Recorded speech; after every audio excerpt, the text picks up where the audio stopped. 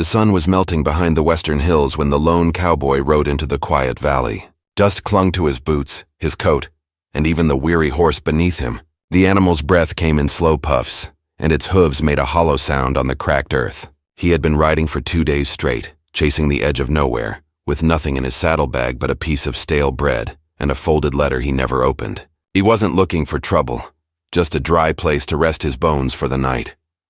Ahead lay a village, small, forgotten by time. A few wooden cabins leaned against the wind, and smoke curled from one lonely chimney. A sign half buried in the dirt read, Hollow Creek. It looked like a place where men came to disappear, and he reckoned that suited him fine. The air smelled of wood smoke, dry grass, and the faint scent of rain that never came. Somewhere in the distance, a dog barked once and went quiet. He rode slowly down the single dusty street, where an old wagon sat broken, one wheel missing, and a watering trough was filled with more dust than water. The cowboy's eyes moved from cabin to cabin, expecting to see someone, anyone. But the place seemed deserted. The wind carried the rattle of a loose shutter and the creak of an old weather vane. He felt the weight of silence pressing down on him, the kind that carried old memories and stories no one dared speak aloud. At last he saw movement. A curtain twitched in the corner cabin near the well. Then another shadow stirred by the porch. He stopped his horse and called out, his voice low and respectful. "Evening," he said. "Just looking for a place to rest for the night." No one answered right away. Then the door opened slowly and a woman stepped out. She was tall and strong, her dark hair braided down her back. Her face was calm, but her eyes carried the kind of quiet sadness only life on the edge of the desert could bring. Behind her, 2 other women appeared, both Apache, dressed in worn skirts and faded shawls, their expressions cautious but curious. The cowboy tipped his hat. "Didn't mean to startle anyone," he said. "Been riding long. Just need a bit of shelter and I'll be gone come sunrise." The first woman studied him for a long moment before answering. "There's not many who ride through Hollow Creek anymore," she said softly. "Most who come here don't leave with what they expected." Her words hung in the air, heavy with something unspoken. The cowboy gave a half smile. "I ain't expectin' much. Just a roof, maybe a warm fire." The second woman, shorter, younger, with sharp eyes, looked him over carefully. "There's a cabin out back empty since spring. You can stay there if you promise not to bring trouble." "I don't bring trouble," he replied, "but it tends to follow me sometimes." That earned the faintest hint of a smile from the oldest of the 3. "Then you'll fit right in," she murmured. He dismounted, patting his horse's neck. The women watched him closely, not afraid but wary, like people who had learned to measure every stranger. As he led his horse to the trough, one of them brought a small bucket of water. He nodded his thanks. Their kindness was unexpected, though their silence said more than any words could. When he stepped inside the old cabin, the smell of cedar and dust filled his lungs. A single cot stood in the corner, and the walls bore the marks of years gone by, scratched initials, a child's drawing, a cracked mirror nailed above a small table. He dropped his saddle and sat heavily, stretching his legs. Through the thin walls, he could hear faint voices outside, the 3 women speaking in low tones, their words too soft to catch but their mood unmistakable. They were talking about him. As night fell, the sound of a coyote's cry echoed across the valley. The cowboy stared at the dim light from the window, wondering what kind of place he had stumbled into. He had seen towns that looked peaceful on the outside, but carried ghosts beneath their floorboards. Something about Hollow Creek felt the same. A knock came at the door. The first woman stood there holding a plate of food. "You should eat," she said. "You look half-starved." He took the plate, nodding gratefully. "You don't have to trouble yourself." "It's no trouble," she replied. "It's been a while since anyone new came through here." He ate slowly, savoring the warmth of the beans and cornbread. She didn't leave right away. Instead, she studied him quietly in the glow of the lantern. "What brings you here?" she asked. He hesitated before answering. "Just passing through. Headed west, maybe. Not sure anymore." Her eyes softened. "Men who don't know where they're going usually end up in places like this." He chuckled quietly. "You say that like it's a warning." "Maybe it is," she said, and then turned to leave. But before she closed the door, she added, "You'll see the others tomorrow. They'll want to meet you proper." After she left, the cowboy leaned back and stared at the flickering light. There was a strange feeling settling over him, a mix of comfort and unease. Something about those women didn't fit the story the world had told about Apache widows. They weren't helpless. They weren't afraid. They carried a kind of quiet strength like the land itself, scarred but enduring. The next morning the sun rose red and low over the desert, painting everything in gold. The cowboy stepped outside, feeling the chill of dawn bite through his shirt. The three women were already awake, working near the well.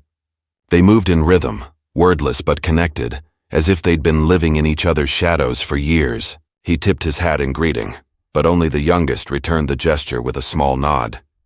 "You slept?" she asked simply. "Like a rock," he said. "Didn't expect to." "You'll get used to it," she said. "The valley has a way of keeping men longer than they plan." He smiled faintly. "I don't plan on staying long." "Most don't," she replied. "But plans change." Her tone wasn't threatening, just knowing, like she'd seen the same story play out before. The other two women shared a glance, one that carried years of understanding between them. By afternoon, he had fixed the old cabin door and helped mend the corral fence. They didn't ask him to, but he felt it was right. It had been a long time since he'd done anything useful for anyone but himself. As he worked, he caught glimpses of the women watching him from the porch, whispering, laughing softly, but never letting him out of sight. That night, as the moon rose high, the women invited him to share their fire. He joined them hesitantly, sitting across from the oldest. Her face glowed in the firelight, her eyes reflecting something ancient. "You should know," she said after a while. "This land doesn't take kindly to men who run from their past." He met her gaze steadily.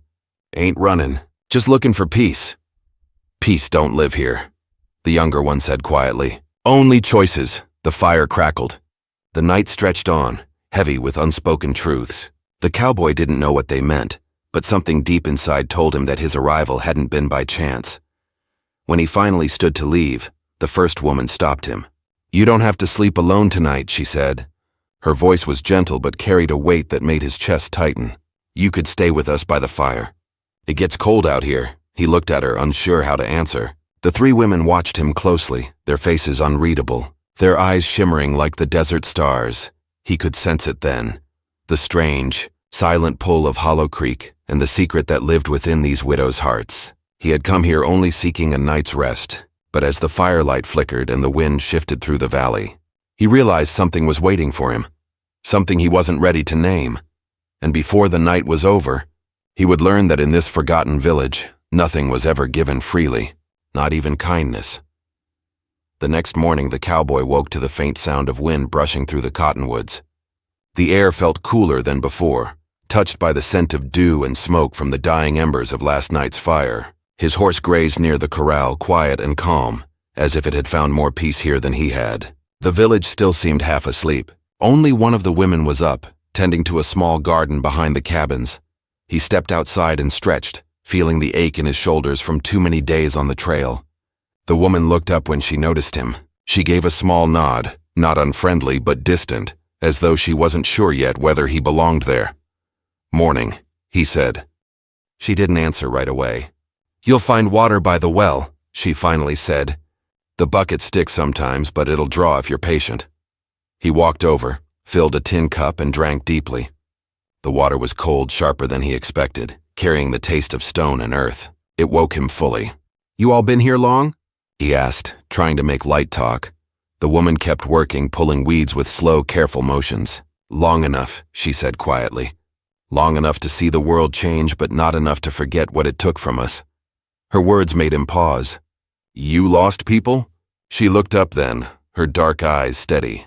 "We all did," she said. "This land takes something from everyone. Some it leaves empty, others, it changes." The cowboy didn't press further. He knew that kind of pain. You didn't dig at another person's wounds unless you meant to share your own, and he had no wish to open old scars. Not yet. As the day wore on, he learned more about the rhythm of Hollow Creek. The three women, widows as he had guessed, kept to themselves, but worked as one. The eldest, the one with the calm voice, seemed to lead quietly, her every word respected without question. The younger one with the sharp eyes handled most of the outside chores, tending to the well, feeding the animals, keeping the fences from falling apart. The middle one, quiet and patient, spent her time weaving baskets and cooking over the fire, humming songs that sounded older than the land itself. No men lived there. The cowboy realized that after walking the edge of the village, only the ruins of a few old cabins stood farther up the ridge, their roofs caved in, doors hanging open like mouths that had forgotten how to speak. When he asked about them, the women gave no clear answer. They said the men had gone to fight once, long ago, and never came back. That evening, as the sky turned the color of dying embers, the cowboy joined them again by the fire. The air was heavy with the smell of mesquite smoke. He sat quietly while they cooked corn and beans, listening to the sound of crackling wood. None of them talked much, but he felt something settling between them, an unspoken understanding. After they ate, the oldest woman finally spoke. "You came here with a reason," she said. "Men don't wander this far without one." He stared into the fire. "Guess I just got tired of being followed by ghosts." "Ghosts?" she asked. "People I couldn't save," he said softly. "Places I couldn't stay." There was a silence after that, only the whisper of wind through dry grass. The oldest woman nodded slowly, as if she understood more than he said. "You can't outrun ghosts," she murmured. "They travel faster than horses." Her words lingered long after the fire died down. That night the cowboy couldn't sleep. He lay on the cot, staring at the ceiling, listening to the desert hum beyond the cabin walls. Somewhere far off a wolf howled, a long, low sound that carried through the valley like a warning. He thought about the women, about the way they looked at him, not afraid, not trusting, but watchful, as if waiting for something to happen. The next morning, he saddled his horse. He thought about riding out, putting Hollow Creek behind him before whatever shadows it held took notice of him. But when he went to say goodbye, the youngest widow stopped him at the gate. "You shouldn't go," she said simply. "Why not?" "Because the storm hasn't passed yet." He looked up at the sky. The sun burned bright and steady, not a cloud in sight. "Don't see a storm," she shook her head. "Not that kind." Something in her tone made him hesitate. He wasn't a man who scared easy, but the way she said it, so sure, so calm, made the air feel heavier. "You think trouble's coming?" he asked. "It's already here," she said, and then walked away. That day the wind shifted. It came from the north, dry and sharp, carrying dust across the valley. The cowboy spent the afternoon fixing the corral fence again, though his mind kept wandering. He noticed the women whispering more often, glancing toward the ridge as if expecting someone or something to appear. He asked once, but they only told him to keep working. Near sunset, he followed the trail beyond the last cabin. The path wound up a low hill where the ground was littered with broken stones. From there, he could see the whole valley, the creek winding like a faded scar, the cabins below, and beyond them, the open desert stretching toward the horizon. But what caught his eye were the markers, dozens of them. Rough wooden crosses half buried in the dirt. Some had names burned into them. Others were blank. He knelt beside one, brushing away the sand. The wood was old, gray with time. Nearby, a single feather was tied to another cross with a strip of leather. He realized what this place was, a graveyard.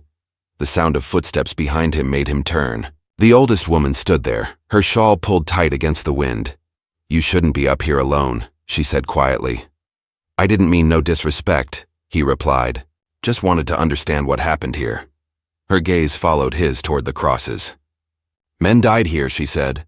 "Some fighting, some protecting, some just trying to survive. This land remembers every one of them." He nodded slowly. "And you stayed." "We had nowhere else," she said. "After the soldiers came, everything changed. Families were scattered. Some women went north, some west. We stayed because leaving felt like dying twice." The cowboy looked out over the valley again. "You ever think about starting over somewhere else?" She smiled faintly. "Every day. But the desert doesn't let go that easy." They stood in silence for a while, the wind tugging at their clothes. Then she said something that stayed with him long after. "When strangers come through Hollow Creek, it's never by accident. The land calls them. It tests them. And it keeps what it wants." That night, the cowboy dreamed of horses running wild through red dust, of voices calling his name from somewhere deep in the earth. When he woke, sweat clung to his skin though the air was cold. A faint light flickered outside his window. He stepped out and saw the three women gathered by the fire again, speaking softly in their native tongue. Their faces were grave, their hands moving in a pattern, like a prayer or a warning. He didn't interrupt. He just watched from the shadows until the oldest woman looked up and met his eyes. She didn't seem startled, only calm, as if she had known he'd be there. "You should rest," she said. Tomorrow brings what it brings, but he couldn't rest. Not anymore. Something in this place had begun to stir something in him, an unease he couldn't name. and yet a strange pull that made it hard to leave. By dawn, he found himself saddling his horse again, thinking maybe this time he'd ride out for real. The sun was barely up when he led his horse to the edge of the valley.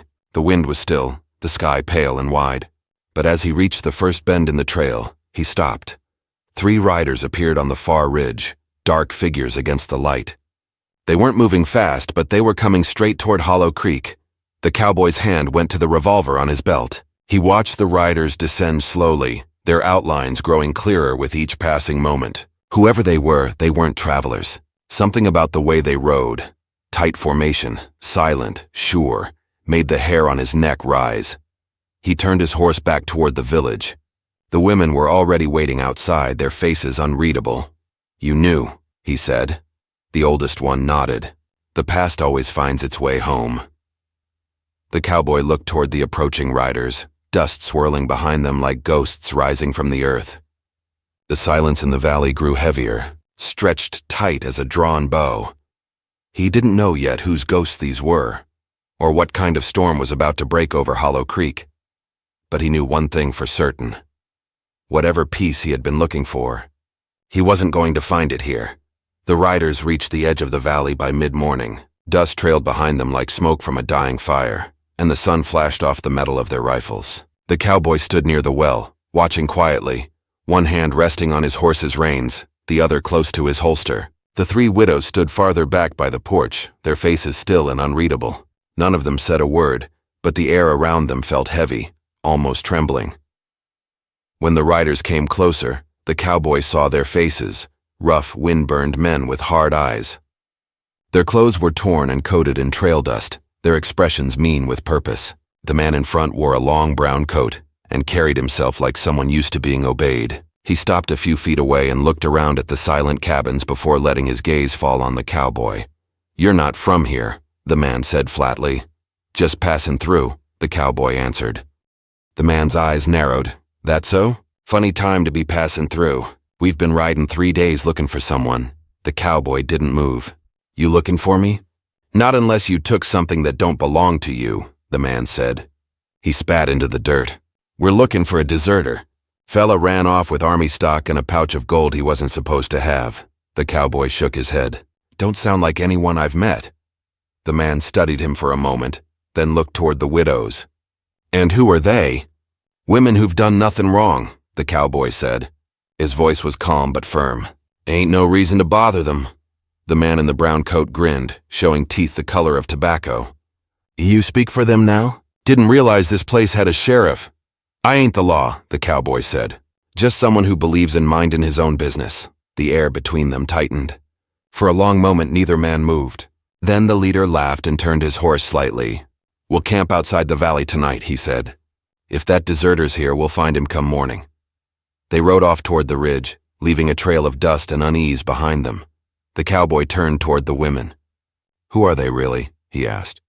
Those men weren't looking for any deserter. The oldest woman stepped forward. "They've come before," she said quietly. "Different faces, same hunger. They want what's buried here." "Buried?" She looked toward the hill beyond the graves. Long ago, before the soldiers came, there was gold in the creek bed. The men who found it fought over it until none were left to claim it. The ground took them, and the secret with them. But word spreads even after years. Men always come back for gold. The cowboy stared at her. "And you think they'll dig for it?" "They'll burn the whole valley if they must," she said. "That's what greed does." That night the wind came hard from the north again, carrying the scent of smoke. The cowboy sat by the fire with his revolver across his knees. The 3 women worked silently inside the cabin, packing what few things they had into bundles. They didn't plan to run. He could tell that much. They were preparing for something else. When the oldest widow came out, her face was calm, but her eyes were sharp. "You could leave tonight," she said. "No one would blame you." He looked at her, the firelight flickering across the deep lines of her face. "You want me gone?" "I want you safe," she said. "You've seen enough to know this place carries its own curse." The cowboy poked at the fire with a stick. "If I leave, they'll still come. They'll tear through here looking for what ain't there. Someone ought to stand between them and you." The woman studied him a moment. "You don't even know us." "Maybe not," he said, "but I know what kind of men those are. And I've seen what happens when good folks don't stand up." She didn't argue. She just looked at him for a long moment, then said quietly, "You remind me of someone. A man who once stayed here long before you came. He tried to help too. What happened to him?" "The land took him," she said softly, and then went back inside. The next morning broke gray and cold.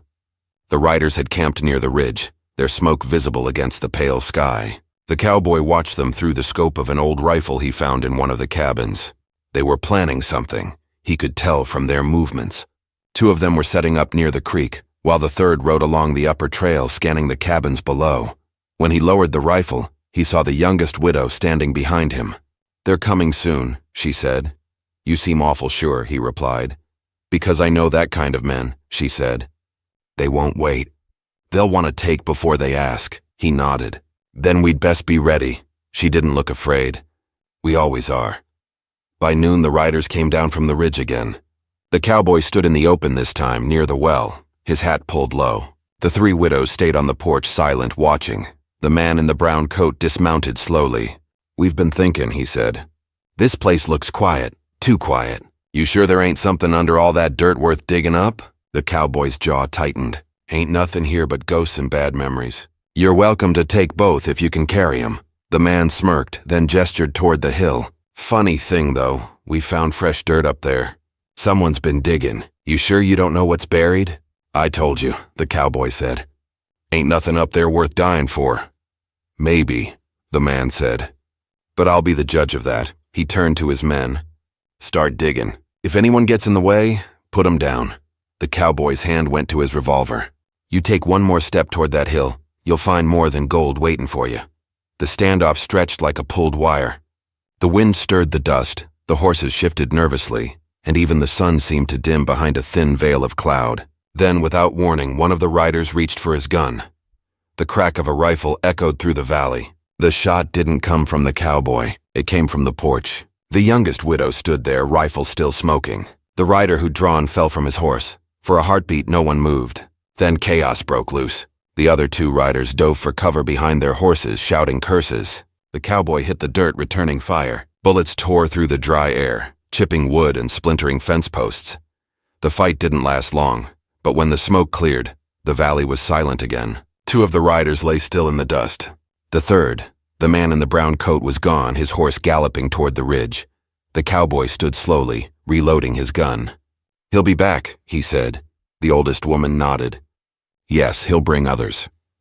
The cowboy looked toward the hills. "Then we've got to move fast," but the women didn't move. They looked at each other, then at him. "There's something you need to understand," the oldest said. "That man isn't after gold. He's after what the land hides." "What's that supposed to mean?" the cowboy asked. She took a deep breath. "When the soldiers came, they forced us to dig here.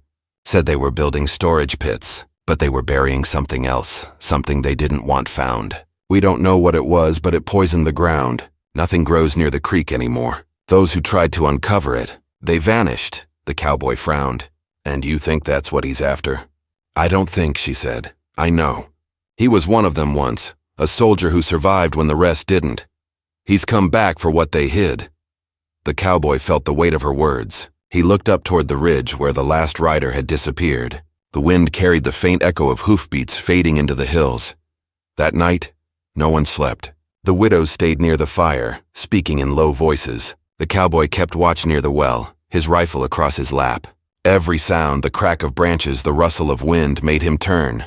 The valley felt alive now, restless, like it was waiting for something to surface. As dawn approached, the youngest widow came to him quietly. "You could still leave," she said. He shook his head. "If I ride out now, you'll face him alone." "We've faced worse," she said. "Maybe," he replied.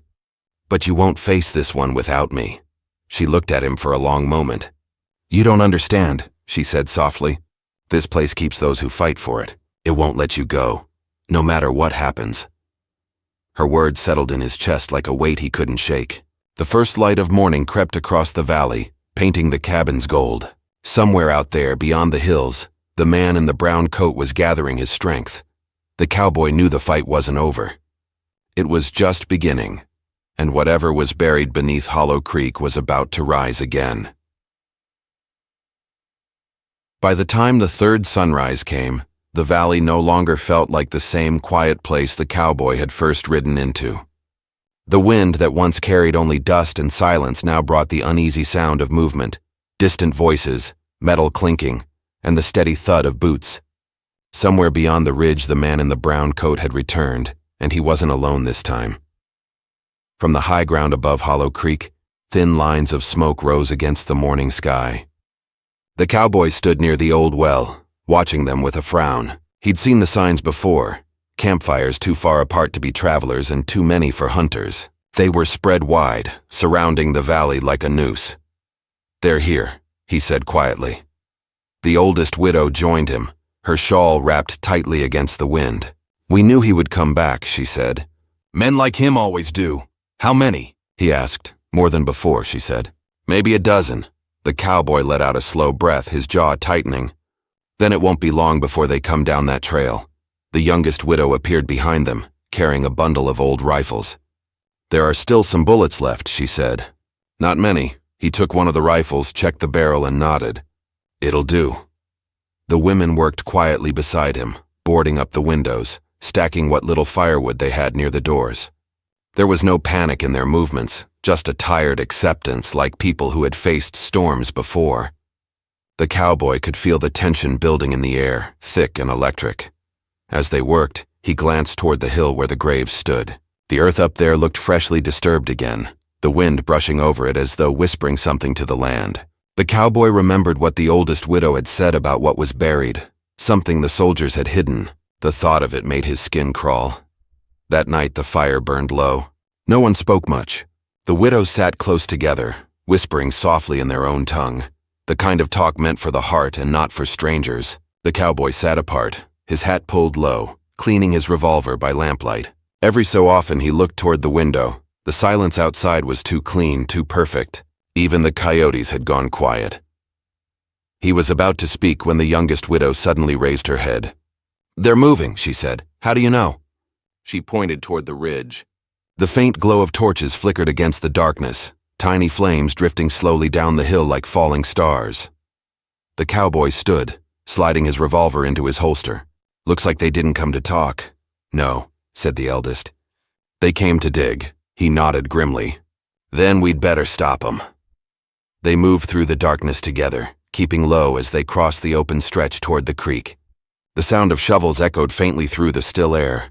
When they reached the edge of the ridge, the cowboy saw the men below, 10 of them working in a circle around a wide patch of earth. Their torches cast long, twitching shadows across the dirt. At the center stood the man in the brown coat. He was giving orders, his voice cutting through the wind.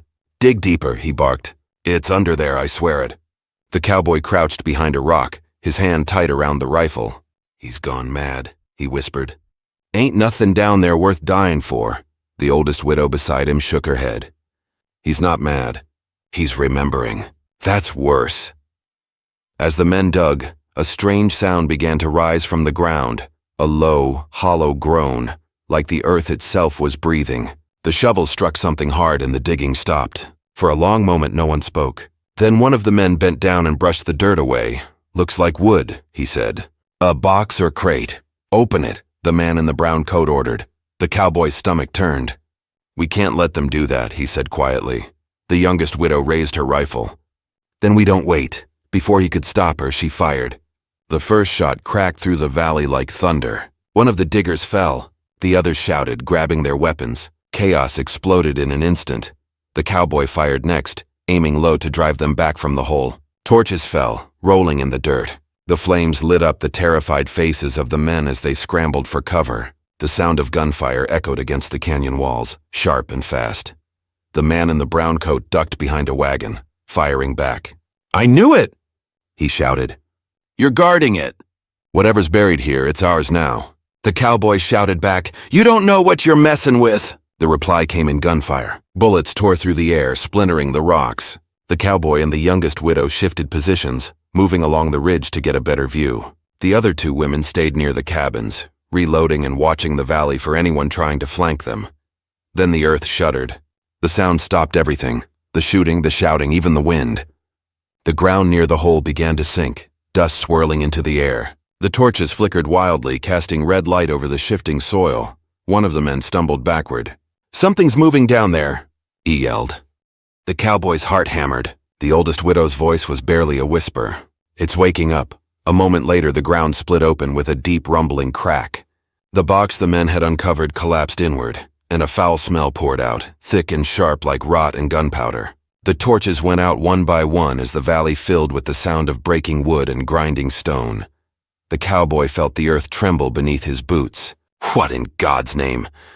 Before he could finish, a burst of wind swept through the clearing, cold and sudden, throwing sand and dirt into the air. The torches scattered. The men screamed, firing blindly into the darkness. The cowboy grabbed the youngest widow's arm. "We have to fall back!" She resisted for a moment, staring at the pit. "That's what they buried," she said. "That's what cursed this place." "Then we'll deal with it later," he said. "Right now we survive." They ran back toward the cabins, the sound of chaos echoing behind them. The wind howled through the valley, carrying strange whispers, voices that didn't belong to the living. By the time they reached the main cabin, the sky was bleeding red along the horizon. The oldest widow stood by the fire, her eyes distant. "It's out," she said quietly. The cowboy looked back toward the ridge. The men's torches had gone dark. Only the faint glow of something burning deep in the earth remained. "What was it?" he asked. "A weapon," she said. "A piece of death left behind by soldiers who wanted to hide their sins. It poisoned the ground, killed everything that tried to grow near it. We thought it was buried for good, and now it's alive again." The cowboy rubbed a hand across his face, trying to steady his breathing. That man, he wanted gold. He had no idea what he was digging up. The widow nodded. Greed never cares what it wakes. Outside, the wind rose again, rattling the shutters. The youngest widow stood by the door, rifle in hand, eyes fixed on the ridge. "They're still out there," she said. "I can hear them shouting." "Or something that sounds like them," said the oldest. The cowboy turned to her sharply. "What do you mean?" She looked toward the hills, her voice low and steady. "When the soldiers died here, their souls didn't rest. They were bound to the thing they buried. When it stirs, so do they." He felt a chill crawl up his spine. "You're saying—" "I'm saying this valley is about to remember everything that was done to it." For a long moment, no one spoke. The only sound was the steady beat of the wind outside, carrying the faint echo of footsteps or something like it, coming down the hill. The cowboy checked his revolver again, his mind racing. "If that's true, then we need to be ready for more than men." The youngest widow nodded. "Then stay close to the fire. It hates the light." The sky had gone black by the time the first shapes appeared on the ridge. From the distance, they looked like men, silhouettes moving slowly, unevenly, against the dim glow of the burning pit. But the cowboy could see something wrong in their movement, the way they swayed and stumbled, as if being pulled by invisible strings. The widow stood behind him, silent. Even the youngest one's hands trembled slightly as she gripped her rifle. The cowboy raised his weapon, his voice low. "Whatever comes through that dark, we hold the line." The shapes drew closer, their outlines flickering in and out of the firelight. The air grew colder, sharp enough to sting the lungs. Somewhere among them, he saw the man in the brown coat. His eyes burning with a light that wasn't human. The ground trembled again, and in that moment, as the first shadow reached the edge of the light, the cowboy knew the real fight was only beginning, and Hollow Creek was about to show him what kind of evil could sleep beneath the desert. The first figure stepped into the light, and the cowboy froze.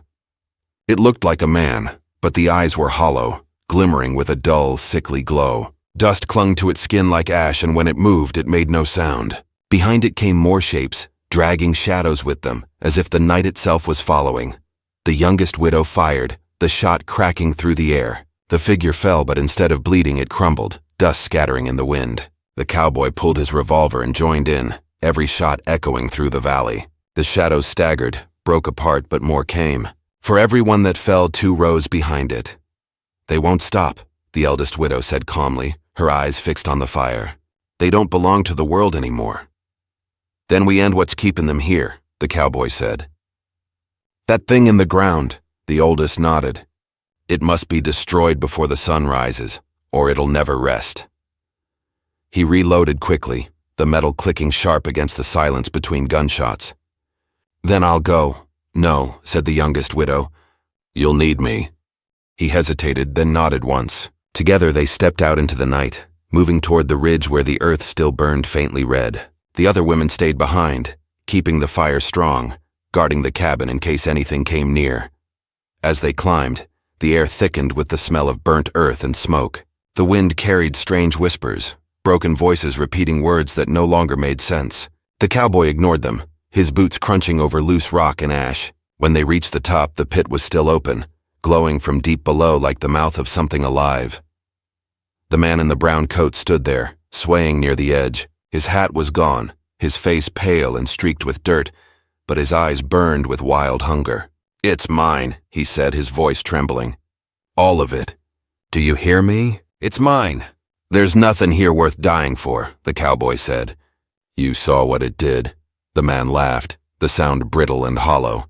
"It's power, the kind that don't die. You can't bury it." He turned toward the pit, arms spread as if he meant to embrace it. The wind howled, and a deep rumble rose from below, shaking the ground. The cowboy raised his gun. "Don't do it!" But before he could move, the man stepped forward. The ground crumbled beneath him, and he vanished into the red light. The sound that followed was like 1,000 whispers cut off at once. The glow dimmed, fading until only smoke rose from the hole. The youngest widow stared, her face pale. "Is it over?" "Not yet," the cowboy said. He could still feel something pulsing beneath the earth, faint but alive. He looked around and saw old barrels half buried nearby, remnants of the soldiers' camp, still marked with faded military paint. He pried one open and caught the sharp scent of oil. "Help me," he said. Together they rolled the barrels toward the pit, tearing rags from their clothes to use as fuses. The widow's hands trembled, but her eyes stayed steady. "You sure this will work?" she asked. "It's gotta," he said. They lit the first fuse and stepped back. The flames hissed down into the hole, then disappeared. For a moment there was silence, then a deep rolling explosion that tore through the ridge, sending fire and dirt high into the night sky. The shockwave knocked them both off their feet. When the dust cleared, the pit was gone. The ground had sealed itself, blackened and still. The strange glow had vanished. The cowboy got to his feet slowly, coughing through the smoke. "It's done." The youngest widow looked around, her face softening. The air felt lighter now, cleaner. Even the wind seemed calmer. She looked toward the valley below, where the other widows stood by the fire, watching. "They're gone," she whispered. The cowboy followed her gaze. The figures that had filled the darkness were no longer there. The ridge was empty except for the ruins of the fight, broken torches, scattered dirt, and silence. By the time they made it back to the cabin, dawn was rising behind the hills. The light touched the valley in a soft gold, and for the first time the place didn't look haunted. The air smelled of ash and sagebrush, but it was clean. The oldest widow met them at the door. "You did it," she said quietly. "We did," the cowboy replied. She nodded once. "The valley will rest now. The men who died here, they'll finally sleep." He glanced toward the ridge. "And the man who started all this?" "Gone," she said. "Taken by what he woke." The youngest widow sat by the fire, her hands folded in her lap. The cowboy joined her, lowering himself onto the step outside. The silence between them was gentle this time, not heavy. The sun crept higher, washing the valley in light. After a while, she spoke softly. "Will you leave now?"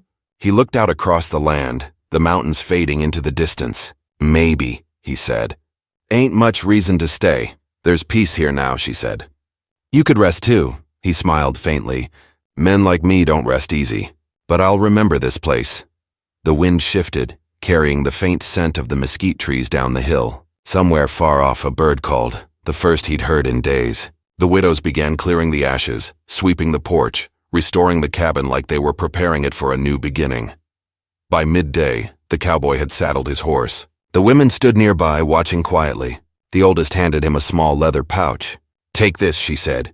"It's from the land. A reminder that not all things buried stay dark." He nodded, tucking it into his coat. "Thank you." The youngest widow stepped forward, her voice soft. "You saved more than this valley," she said. "You gave back what time tried to take." He tipped his hat, meeting her gaze for a long moment. "You take care of this place. It's worth saving." She nodded. "We will." He turned his horse toward the trail that led out of Hollow Creek. The sun was bright now, stretching long shadows across the hills. He didn't look back, but he could feel their eyes on him until he disappeared around the bend.